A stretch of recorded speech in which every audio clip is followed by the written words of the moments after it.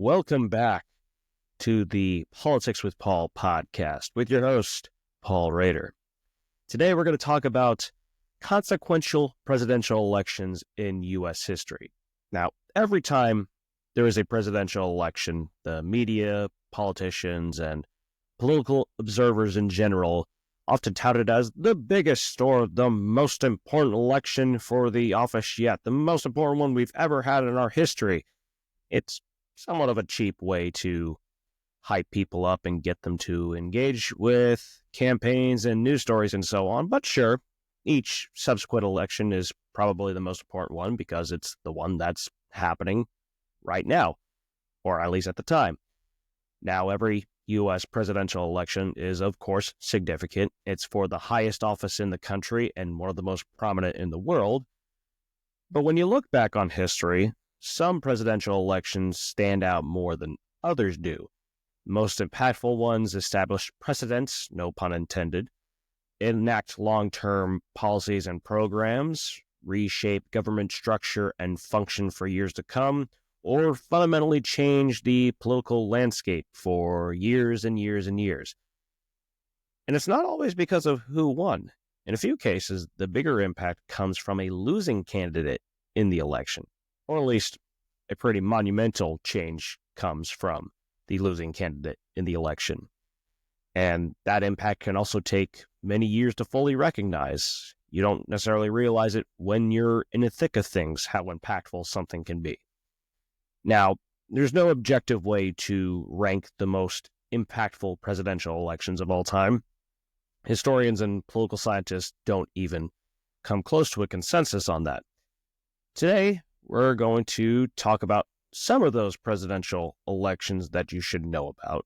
However, don't treat this list as the only significantly consequential elections we've ever had. We'd be here for weeks and weeks to fully cover all those. There isn't enough time to cover all of them. And even for the ones we do cover, we can't exhaust everything. So these are just some of the biggest impacts in those terms I talked about earlier.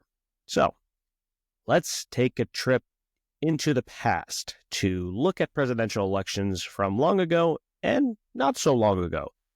We'll look at the year of the election, how long the winner of the election served as president, the context of the election, and what are some of the most notable long-term impacts as a result of that election, and some programs that and policies that lasted for many years after that. So, let's begin. First up on the list is Thomas Jefferson, more particularly his 1800 election. He served from 1801 to 1809, and his 1800 election is sometimes dubbed the Revolution of 1800. So, some context here. John Adams, the second president of the United States, was in office at the time. He was the first and only official Federalist president that we had.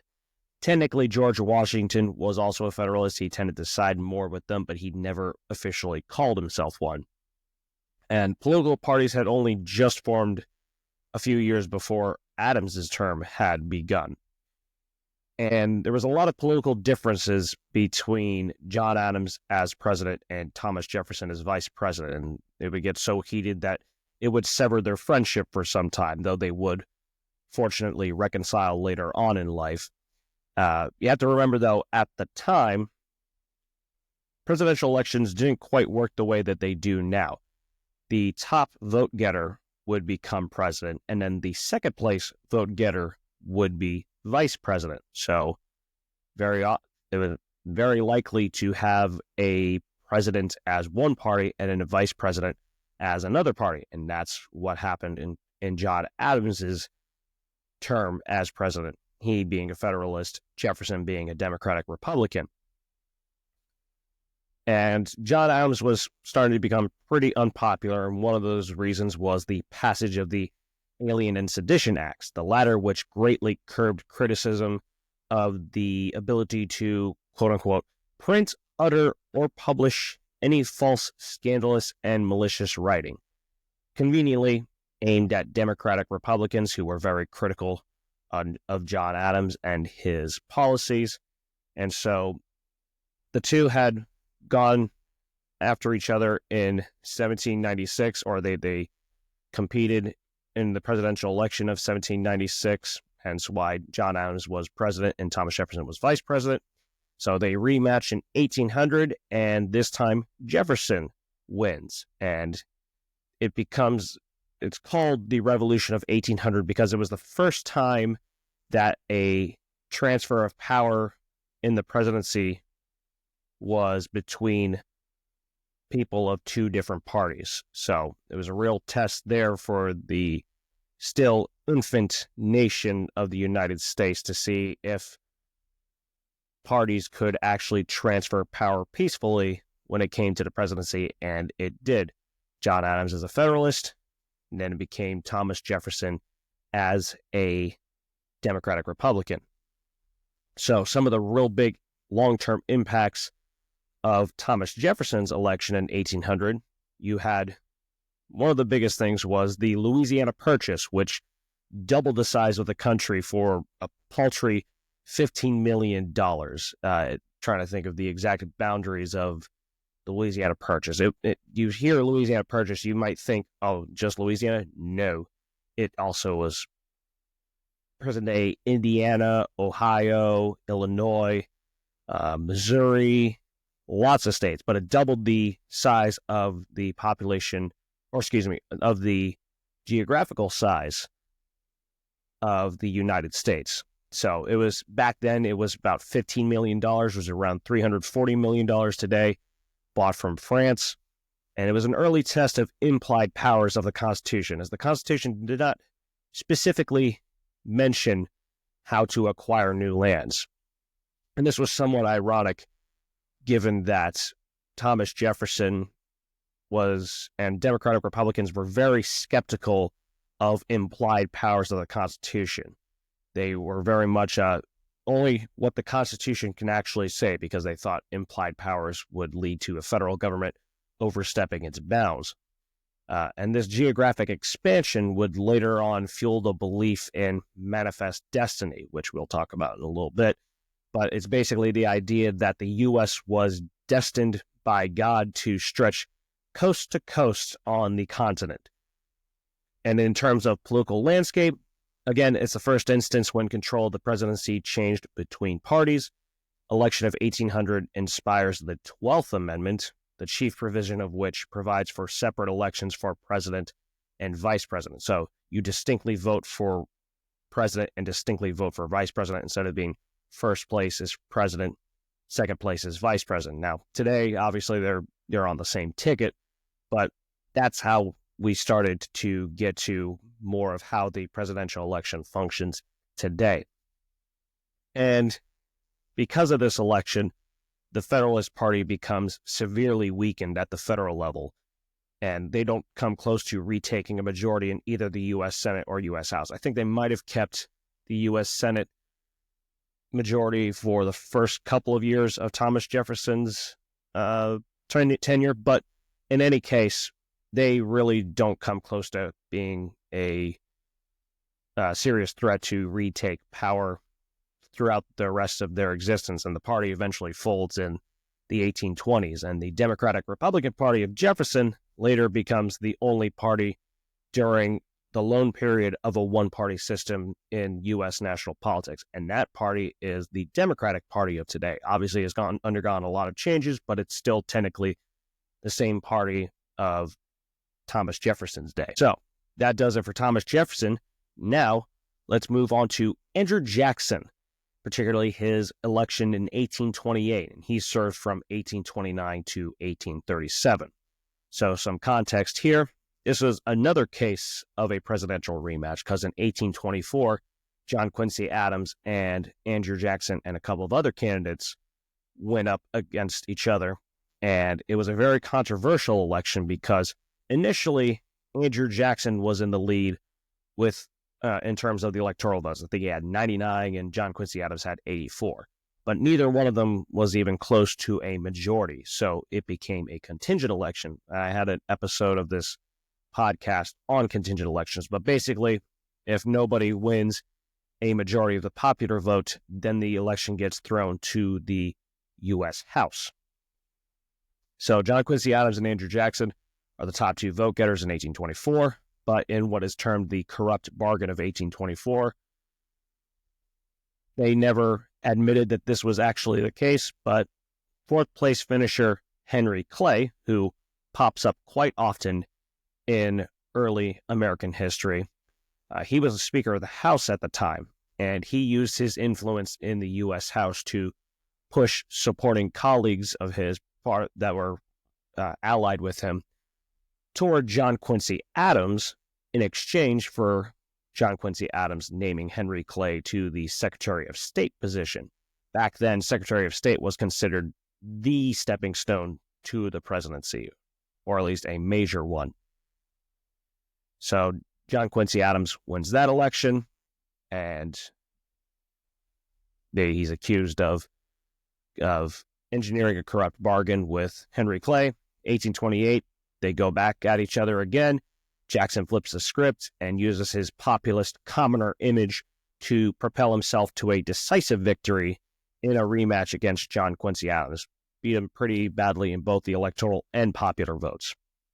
So, impacts of Andrew Jackson's election, several of his policies and programs. One big thing from him is he really tested the separation of powers. He defied the Supreme Court following I'm hoping I'm saying this right, Worcester versus Georgia verdict in 1832. So at the time, Georgia had a state law that said that they could forcibly move Cherokee Nation members from the lands that they were on if they were within that part of the land that Georgia claimed was within Georgia's jurisdiction. But the Supreme Court ruled that the Cherokee Nation on lands that Georgia claimed were a sovereign nation, and thus Georgia state laws to try to forcibly move them were unconstitutional because the U.S. had already had several treaties with the Cherokees, which the fact that they had treaties with them inherently acknowledged that the Cherokees had sovereignty. And so Georgia as a state could not actually move them. But Andrew Jackson, as his anti-native sentiment would dictate, refused to enforce that SCOTUS decision, and so he allowed Georgia to force the Cherokees to relocate or fall under Georgia jurisdiction if they didn't move.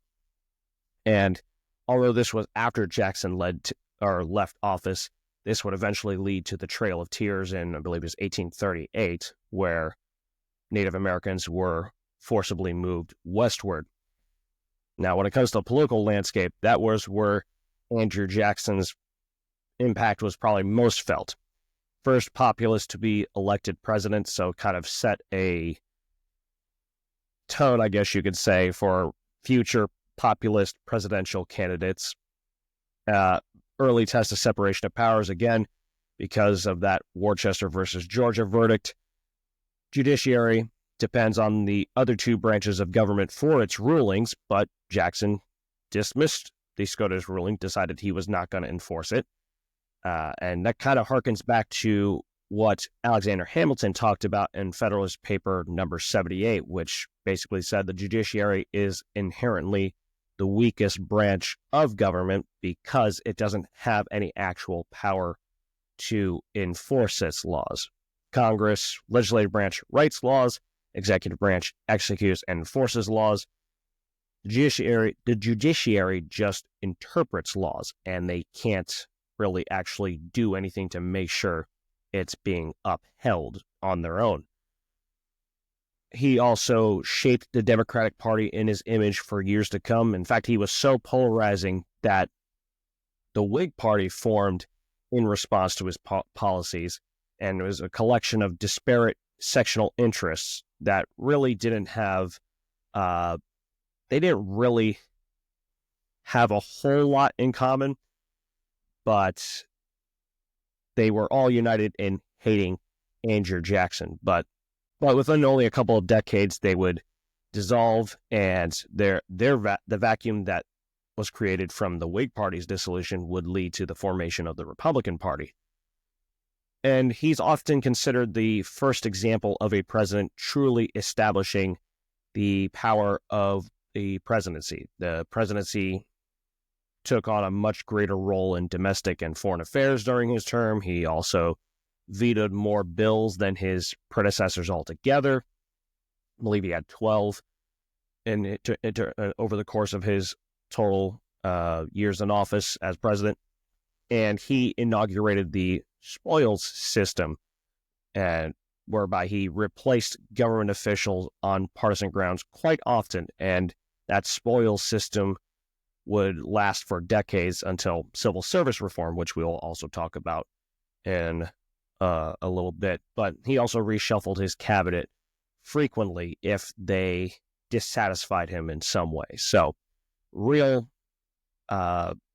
example of a president really exerting its power or influence, whether it was within the bounds of what the Constitution said. Obviously, that was a big debate at the time and still a debate for some historians even today. Now we shift from Andrew Jackson to not too many years after he left office to James Polk. He was a one-term president. He won in 1844, served from 1845 to 1849. So some context here. Many Americans had expansion fever. They wanted to expand westward, back to that idea I brought up earlier of manifest destiny, which was the idea that the U.S. was ordained by God to stretch coast to coast on the continent. And in large part because of James Polk's support of westward expansion, which other major presidential candidates didn't necessarily support, he practically came out of nowhere to win his party's nomination. Now, back then, we did not have the primary system where voters actually chose through primaries who was going to be the Democratic nominee, the Republican nominee, these third-party nominees. Back then, the parties themselves actually chose their nominees. And because of his support of westward expansion, he jumped over several other candidates and is often considered the first dark horse candidate to actually become president. So in terms of impact, going back to that westward expansion, areas of California, New Mexico, Texas, Oregon, in James Polk's eyes and in the eyes of many other people, thought that they should belong to the U.S. Now, the attempts at Oregon risked war with Britain, but the two countries eventually agreed to settle along the 49th parallel in terms of latitude, except for the southern tip of Vancouver Island. So that got kind of taken out of the way somewhat early on. But because of the desire to expansion westward, the Mexican-American War was waged, in large part because Mexico was angered at Texas seceding, becoming their own country for only about 8 or 9 years. And then later on, Texas wanted to be annexed into the U.S. And Northern interests were initially against adding Texas because it supported slavery. And becoming a Southern state, it would continue to support slavery. The war lasts from 1846 to 1848. The U.S. wins a decisive victory, and in the Treaty of Guadalupe Hidalgo, Mexico recognized Texas as part of the U.S. and sold California and the rest of its territory north of the Rio Grande for $15 million plus assumption of certain damage claims. Not as big an expansion as the Louisiana Purchase was, but still a considerable amount, something like 525,000 square miles. And I think the Louisiana Purchase was something like 808 or something along those lines. But it is almost the rest of the contiguous United States of today, save for the Gadsden Purchase, which was a small sliver of Arizona and a little bit of New Mexico in the 1850s. But just about the rest of what we see of the contiguous U.S. today was part of that Mexican cession. And then in terms of political landscape, he was the first example of a dark horse candidate eventually winning the election. The Mexican cession and Texas annexation added another huge portion of land that would become several states like California, Nevada, or Nevada, depending on who you ask, Utah, New Mexico, Arizona, and then parts of several other states like Colorado. And then, unfortunately, further fueling the slavery debate, because giant swath of land that Texas gave a lot more power to slaveholders and slaveholding supporters in Congress, and debate over slavery raged in other states that were added by the new land as well, including in California. And so it added fuel to the fire that would eventually become the Civil War, which really was going to be inevitable anyways. But speaking of that Civil War, we now move on to Abraham Lincoln, often nicknamed the Great Emancipator. So his election in 1860, and he served from 1861 to 1865. He did win a second term, but was assassinated shortly into that term. So some context here. Again, North and South tensions were building up more and more over multiple issues, and chief among them was slavery. Presidents before Lincoln had either only temporarily ceased increases in hostility or had contributed to its fomentation. For example, James Buchanan, who a lot of historians consider the worst, or at least one of the worst presidents we've ever had, he supported what was called the Lecompton Constitution. Lecompton is a town in Kansas, and that constitution would have allowed slavery in pre-statehood Kansas.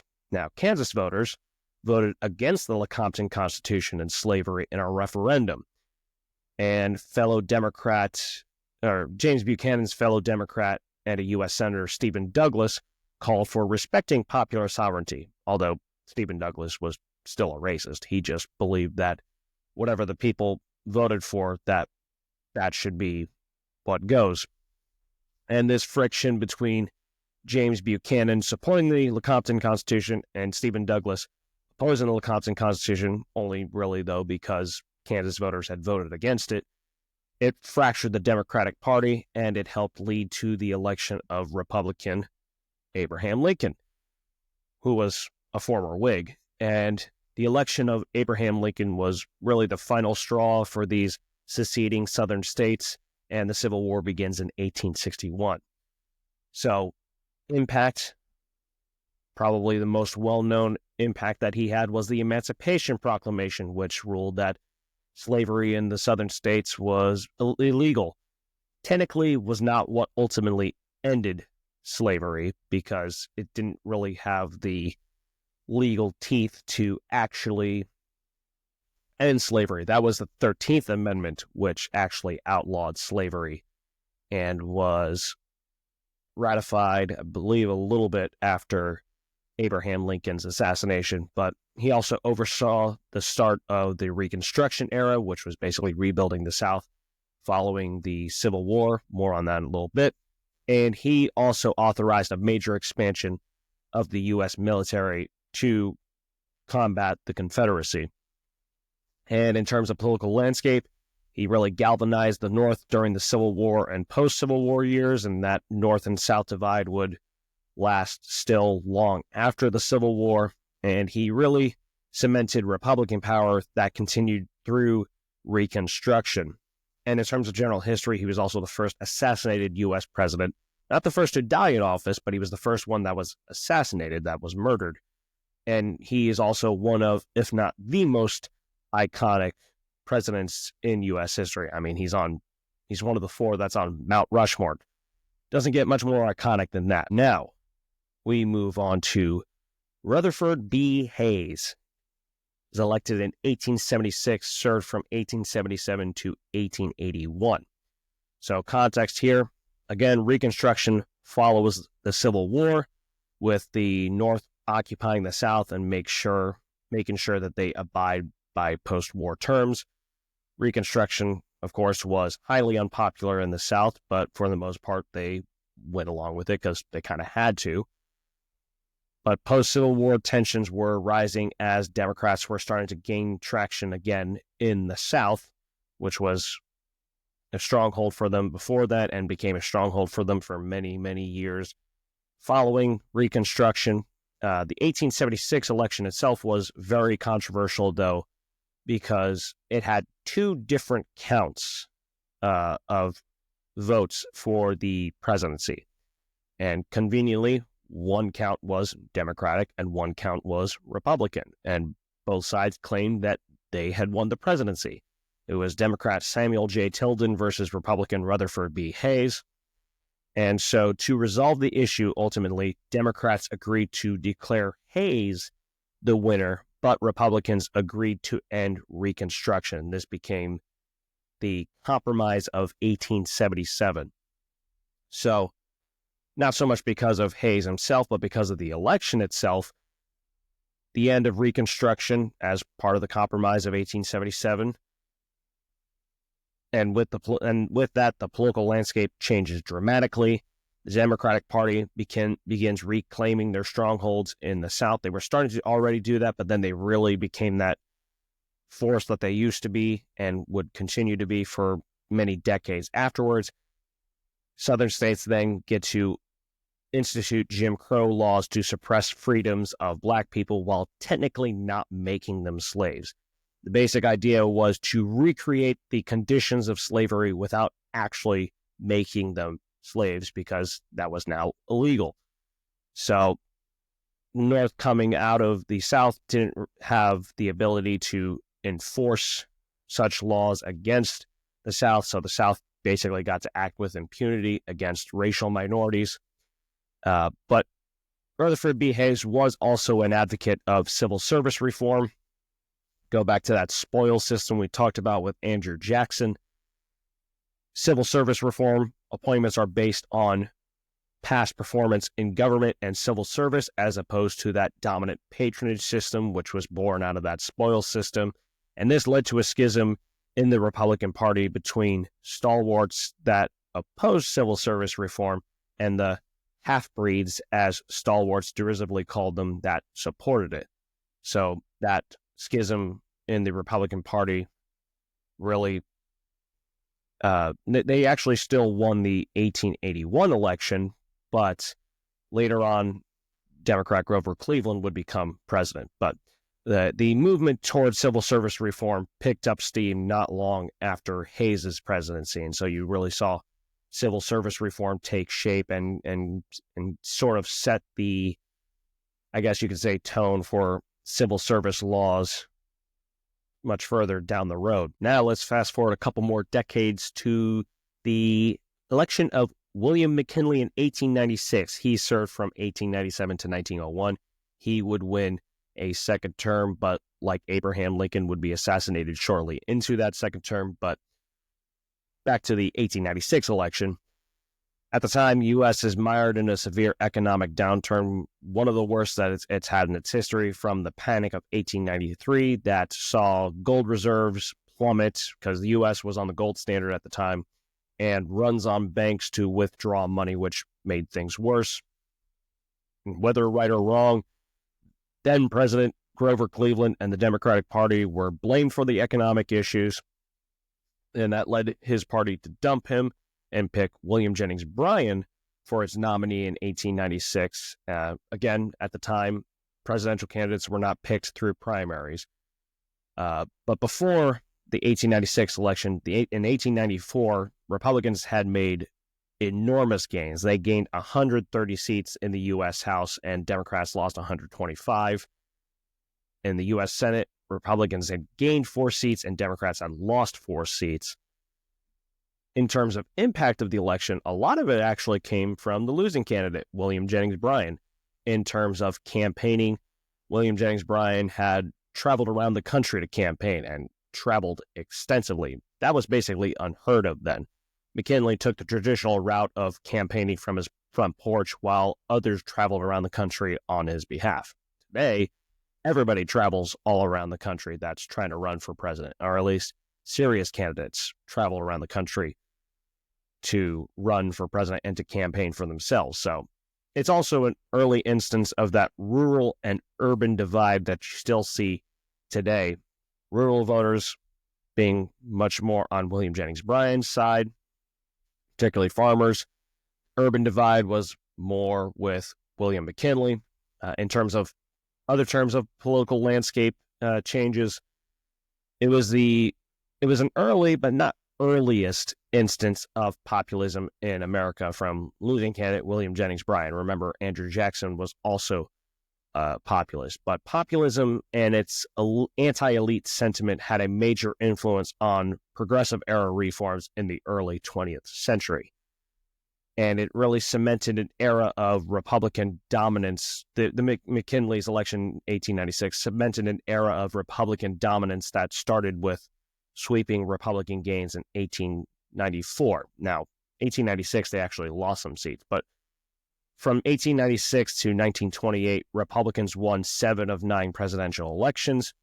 And from 1894 to 1928, they either won or kept the U.S. House majority in 14 of 18 elections and won or kept the U.S. Senate majority in 15 of 18 elections. So that era of Republican dominance began at the very end of the 19th century and was there for, they continued to be dominant for a lot of the beginning of the 20th century.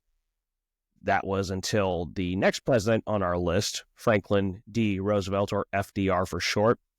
His first election was 1932, and he served from 1933 to 1945. So context here, with the exception of most of Woodrow Wilson's presidency, Republicans had been dominating both the presidency and control of Congress. And the Roaring '20s had seen considerable economic growth, some of the biggest economic growth that the country had experienced up to that point. But this came crashing down with the Great Depression starting in 1929. In the throes of the Great Depression, and this was caused by a lot of factors, mostly the stock market crash of 1929, Black Tuesday, gets covered, or it kind of gets, the way it's covered, a lot of times it's considered like the cause of the Great Depression. But I mean, and it was a big reason, but there was also overproduction of products, bank failures, high income inequality, reciprocal tariffs between the U.S. and other countries that really did not work out for the U.S. at all, or these other countries. But whether right or wrong, just like Americans had blamed Grover Cleveland and the Democratic Party for the issues in the 1890s, in the early 1890s, they also blamed Herbert Hoover and congressional Republicans for the economic plummet at the end of the 1920s going into the 1930s. And so they punished them in the 1930 and 1932 elections at the ballot box. In 1932, Democrats gained 97 seats in the U.S. House, and Republicans lose 101 seats there. And in the U.S. Senate, Democrats gained 12 seats from Republicans. So just like with 1894 and throughout when it was Republicans dominating, this ushered in an era of Democratic dominance. So impact of FDR's election in 1932 and several more elections afterward, but particularly with the 1932 election, policies and programs. These programs were based on what's called Keynesian economics. And the basic idea behind Keynesian economics is that government intervention and spending stimulates demand, and that's what stabilizes the economy. Now, whether it worked and whether it helped the country get out of the Great Depression, that's for you to decide, not getting into that. But many of these New Deal programs, his whole collection of programs was called the New Deal. Many of his New Deal programs installed back then are still in existence. There's Social Security. There's the Securities and Exchange Commission, which or SEC for short, and that's meant to enforce laws against market manipulation. The Federal Deposit Insurance Corporation, FDIC, they insure banks' deposits and examines financial institutions for soundness of their finances. And then, of course, he was the chief executive throughout all of World War II. We didn't enter World War II immediately. That was not until 1941, following Pearl Harbor. And he was one of the guys who really led the charge for the founding of the United Nations. Woodrow Wilson, when he was in office, he tried to bring the U.S. into what was called the League of Nations, and congressional Republicans were against that, so we did not enter the League of Nations, and the League of Nations did not last for very long. But United Nations we still have today, and FDR was a real big reason why the United Nations formed and why we entered the United Nations. And in terms of political landscape, FDR is still held up as a liberal icon today. If you're a liberal, he's the greatest thing ever since sliced bread.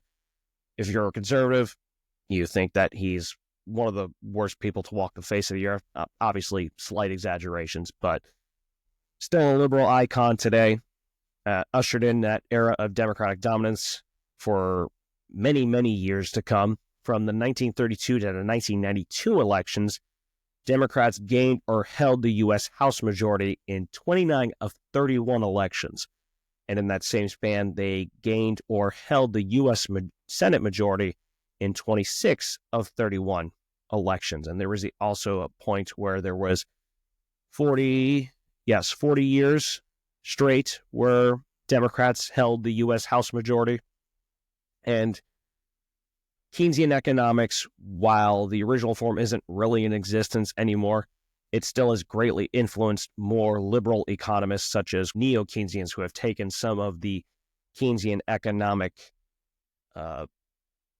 philosophy and applied it to their own philosophy, just with some more tweaks to it. Next up on the list is Lyndon B. Johnson, LBJ for short. His election was 1964, but he had actually served from 1963 to 1969. Context here, John F. Kennedy was assassinated in 1963. LBJ takes over the presidency, and he had a quite high approval rating following his ascension to the presidency. And in 1964, he runs again, not runs again, but he runs in 1964 to try to stay in office. Helping LBJ's campaign, besides the approval rating following his takeover after JFK's assassination, was that there was a schism within the Republican Party. There was an insurgent campaign by U.S. Senator Barry Goldwater of Arizona, and that really split the ranks of the party between moderates and the more conservative wing, because Barry Goldwater was a very conservative guy, and that conservative ethos of his was put front and center in the campaign. And he would eventually actually win the party nomination, and LBJ was successful in painting Goldwater as an extremist. Now, whether that's right or wrong to call him that is not the point. That's for you to decide. But Barry Goldwater also didn't do himself much of a favor in that regard. Kind of actually did say that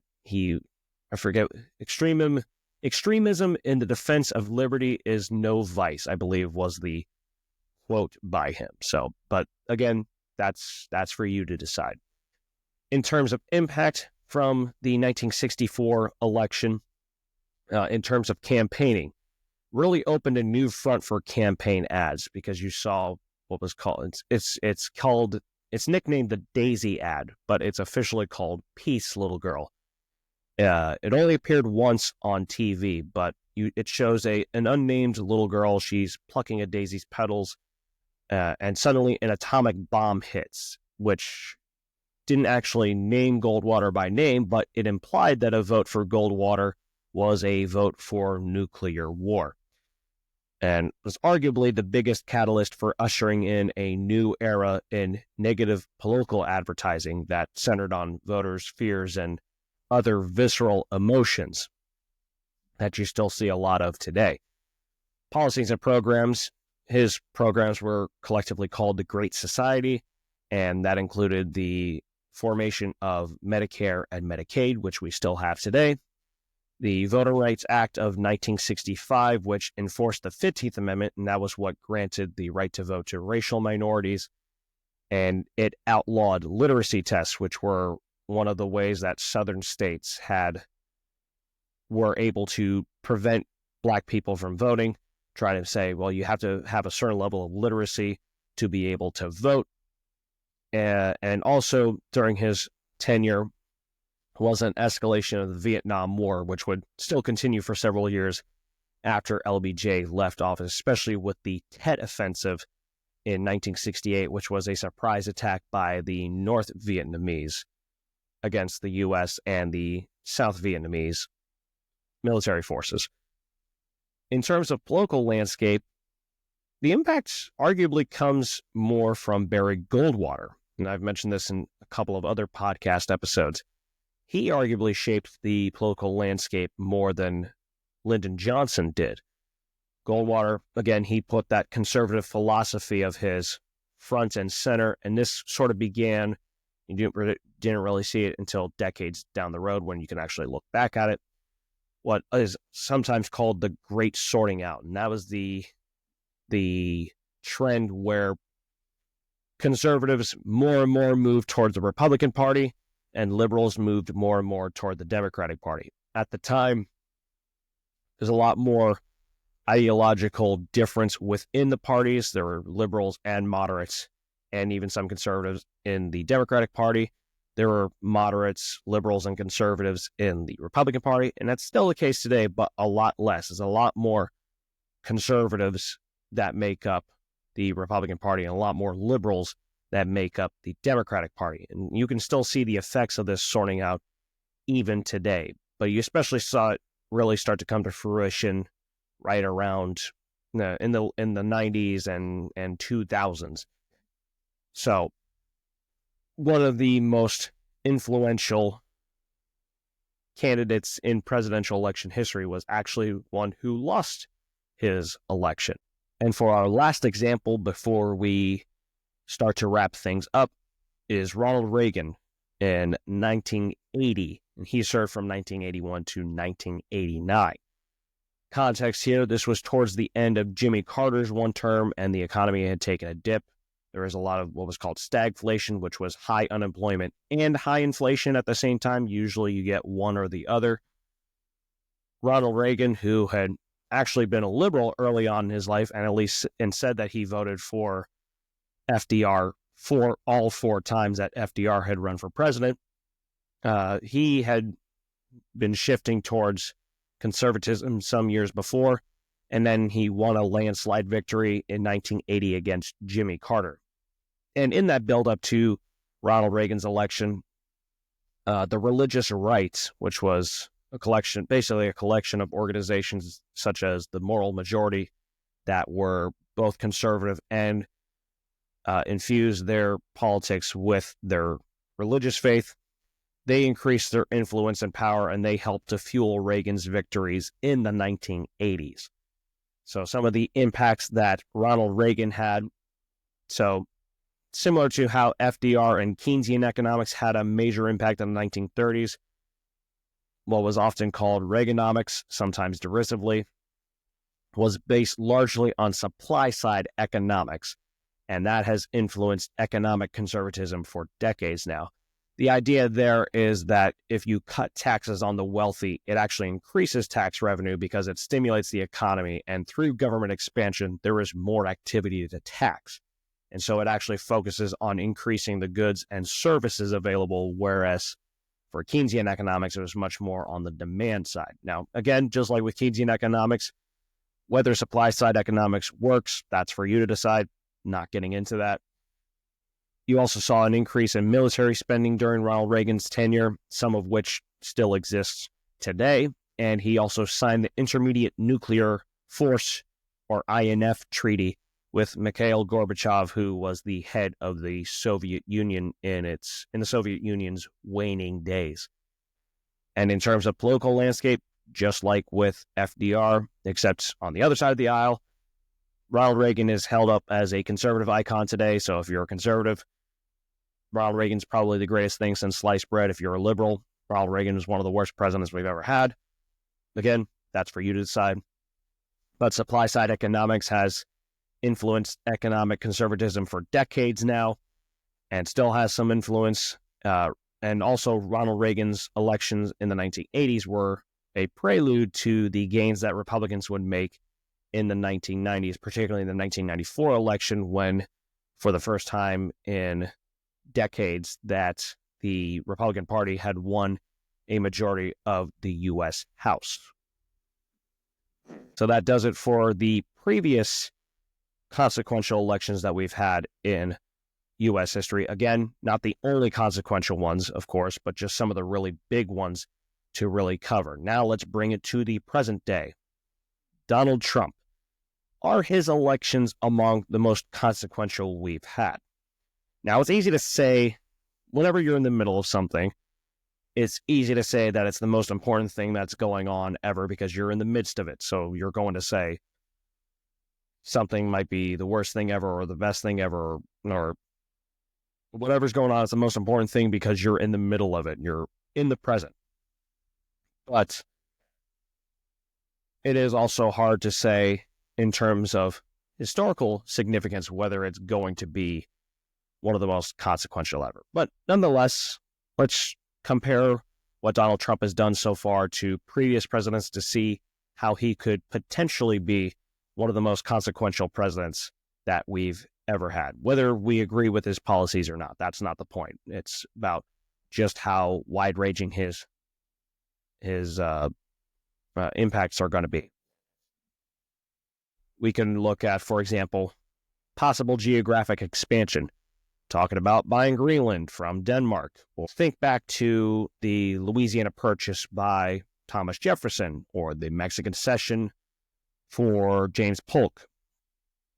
Could an expansion into Greenland or other places be Donald Trump's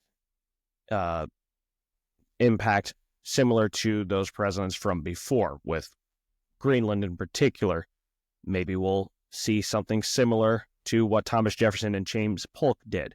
Will he have a particular impact on economic philosophy similar to FDR did with Keynesian economics or Ronald Reagan with supply-side economics?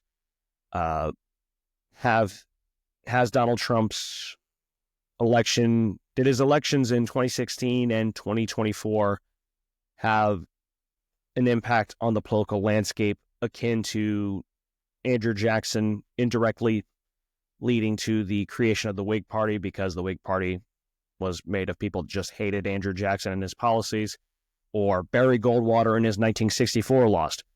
Will Donald Trump and his victories have a similar impact on the political landscape? Some people say that has already happened, but we'll have to see if his effects on where voter demographics have divided to see if they're long-lasting. It's easy to say that, he's changed the makeup of the Democratic and Republican parties now, but we'll have to see if it's just because of him or if it's going to be longer-lasting for the parties, such as the white, non-college educated voters moving towards him. Is it going to continue to stay that way? Can't really say for certain. And then establishing the power of the presidency. Is it going to be something similar to what Andrew Jackson did?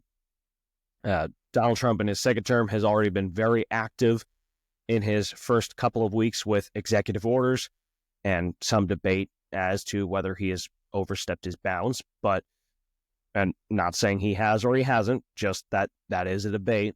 And so will he have a similar impact on the powers of the presidency, similar to a president like Andrew Jackson? In any case, we'll again have to wait years down the road to see how long-term some of Donald Trump's impacts are. We can't say for certain if those impacts are going to be around for decades to come, but they could be. But anyways, that's going to do it for today's podcast episode. Since this one was a bit longer, we'll wrap things up here now. So once again, as always, thank you so much for listening. Please like, comment, subscribe, share the podcast with your networks, your friends, anybody you know. My book, I have the links in the show notes, my Facebook, my LinkedIn, my book, Why Independents Rarely Win Elections and How They Can Become More Competitive, on Amazon in ebook and paperback format, and any other links that you need to know are going to be in the show notes as well. So anyways, thank you so much for listening. Until next time, take care.